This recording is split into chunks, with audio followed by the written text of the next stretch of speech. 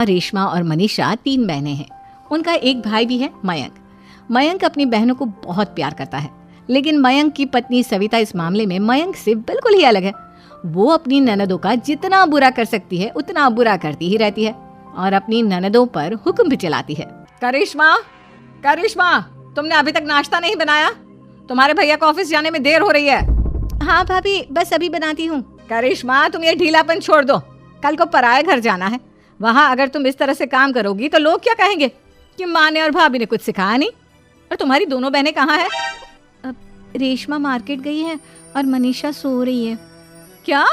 सुबह के 8 बज रहे हैं और ये महारानी अभी भी सो रही है?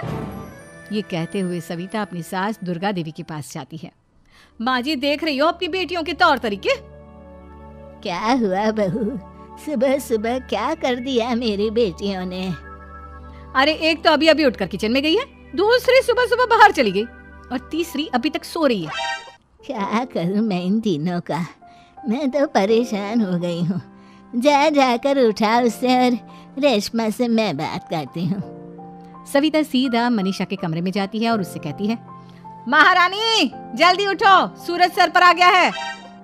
भाभी थोड़ी देर और सोने दो ना, मैं रात को लेट सोई थी। वो क्या ना, यूनिट टेस्ट चल रहे हैं। शराफत से उठती है या नहीं, या फिर पानी की भरी बाल्टी डालूं तेरे ऊपर? नहीं भाभी, मुझे बिस्तर में नहीं नहाना, उठती हूँ मैं। मनीषा जल्दी से उठकर बाथरूम में चली जाती है। सभी आराम से बैठकर नाश्ता कर रहे होते कि तभी रेशमा बाजार से हाथ में सामान लिए आ जाती है। रेशमा को देखते ही सविता उस पर बरस पड़ती है। लो, आ गई महारानी। ऐसा भी क्या सामान लाना था जो सुबह आंख मलते ही बाजार की तरफ रवाना हो गई? भाभी, कल आप ही तो चीख रही थी कि घर का सारा सामान मुझे ही लाना पड़ता है, घर में किसी को भी किसी काम से कोई लेना देना नहीं है। अब मैं बाजार जाकर सामान ले आई तो आपको इस बात से भी तकलीफ हो रही है? देख रही हो माँ जी, अपनी बेटी की जुबान कैंची से भी तेज चलती है। और मयंक, आप तो कुछ कहेंगे नहीं अपनी लाडली बहन को। रेशमा, अपनी भाभी से ऐसे बात नहीं करते। चलो माफी मांगो। भैया, मैं क्यों माफी मांगू? आप भाभी से बोलिए ना कि हम पर कम हुक्म चलाया करे। हम इस घर की बेटियां हैं और आपकी पत्नी की ननद है, नौकरानी नहीं। लो कर लो बात। इनकी भलाई के लिए कुछ भी बोलो तो इन्हें बुरा लग जाता है।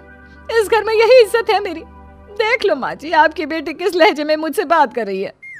सविता वहां से चली जाती है। मयंक को बहुत गुस्सा आता है, वो भी वहां से चला जाता है।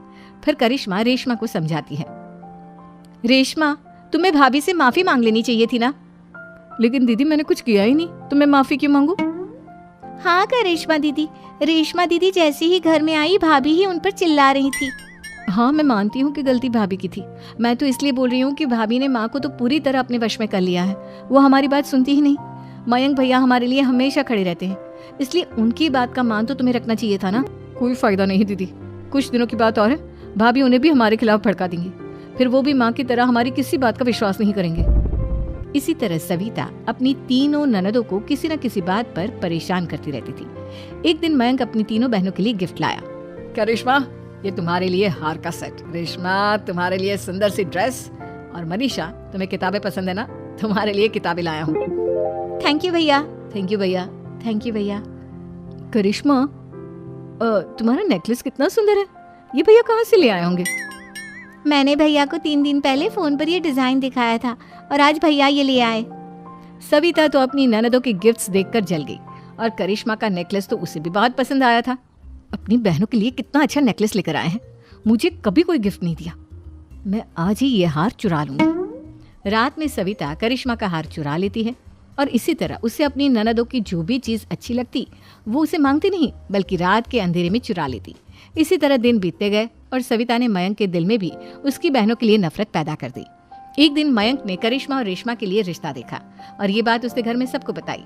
माँ, करिश्मा और रेशमा के लिए बहुत अच्छा रिश्ता आया है, वो लोग कल इन्हें देखने आ रहे हैं। आप और सविता मिलकर सारी तैयारी कर लेना। ये सुनकर करिश्मा और रेशमा खुश हो जाती हैं, लेकिन सविता सोचती है, अगर इन दोनों बहनों की शादी हो गई तो घर और बाहर का काम कौन करेगा? मनीषा तो 1 नंबर की कामचोर है, उससे तो किसी बात की उम्मीद लगाना ही बेकार है। मुझे इस शादी को रोकना होगा। अगले दिन सभी लड़के वालों के स्वागत की तैयारी करने में लगे होते हैं। तभी मयंक अपनी बहनों से आकर कहता है, तैयार हो गई तुम दोनों? देखो, दोनों लड़के बहुत अच्छे हैं, मैं कोई कसर नहीं छोड़ना चाहता, इसलिए तुम उनके सामने अच्छे से बिहेव करना और अपनी भाभी से लड़ने मत लग जाना। करिश्मा, तुम वो नेकलेस पहन लो ना जो मैं तुम्हारे लिए लाया था। भैया मैं बहुत देर से वो नेकलेस ढूंढ रही हूँ, लेकिन मुझे मिल ही नहीं रहा। क्या तुमने नेकलेस खो दिया? तुम्हें पता भी है वो कितना महंगा था? तुम कोई काम ढंग से नहीं कर सकती। मयंक गुस्से में वहां से चला जाता है। थोड़ी देर बाद लड़के वाले भी आ जाते हैं। वो दोनों बहनों को पसंद कर लेते हैं और रिश्ता पक्का हो जाता है। लेकिन सविता के दिमाग में तो कुछ और ही खिचड़ी पक रही थी। वो पंडित जी के पास करिश्मा की कुंडली लेकर जाती है और उन्हें पैसे देकर करिश्मा की कुंडली बदलवा देती है। जब लड़के वालों के पास करिश्मा की कुंडली जाती है तो वो दुर्गा को फोन करते हैं। बहन जी, हमने करिश्मा की कुंडली अपने पंडित जी को दिखाई थी। आपकी बेटी की कुंडली नहीं बल्कि दोषों का पिटारा है।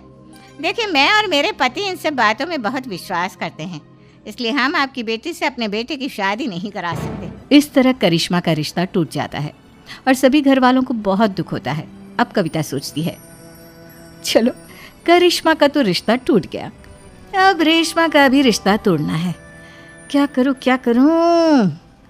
अब सविता आवाज बदलकर किसी अननोन नंबर से रेशमा के होने वाले ससुराल में फोन करती है। हेलो, मैं कौन हूँ कौन नहीं ये आपके लिए जानना जरूरी नहीं।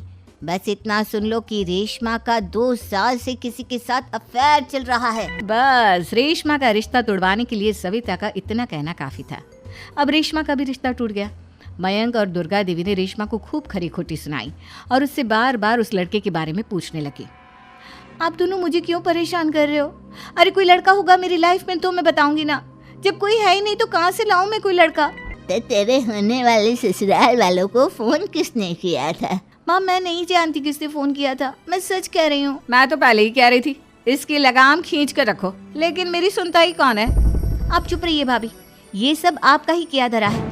अब तीनों बहनों को विश्वास हो जाता है कि ये सब उनकी भाभी ही कर रही है। तीनों बहनें अपनी भाभी को सबक सिखाने के लिए एक वकील कर लेती है और घर में हिस्सा मांगना। देखो भैया, माँ बाप की जायदाद में जितना बेटों का हक होता है उतना ही बेटियों का, इसलिए इस घर के 4 हिस्से होंगे और हमें अपना हिस्सा चाहिए।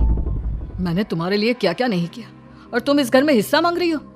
भैया, आप और माँ हम बहनों की कोई बात नहीं सुनते हो और भाभी हमारी शादी नहीं होने देगी, क्योंकि उन्हें लगता है कि आप हमारी शादी में ज्यादा पैसा लगाओगे और उन्हें हम जैसी फ्री की नौकरानी कहाँ मिलेगी।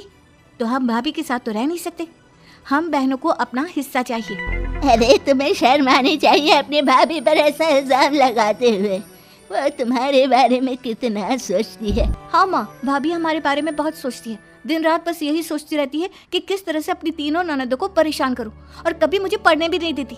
दोनों बहनों का रिश्ता भी तो इन्होंने ही तोड़वाया है और रात में हमारे कमरे में आकर हमारी चीजें भी चुराती हैं। इसी तरह सविता की तीनों ननदें अपनी बात पर अड़ी रही। अब कोर्ट में तारीख भी शुरू हो गई।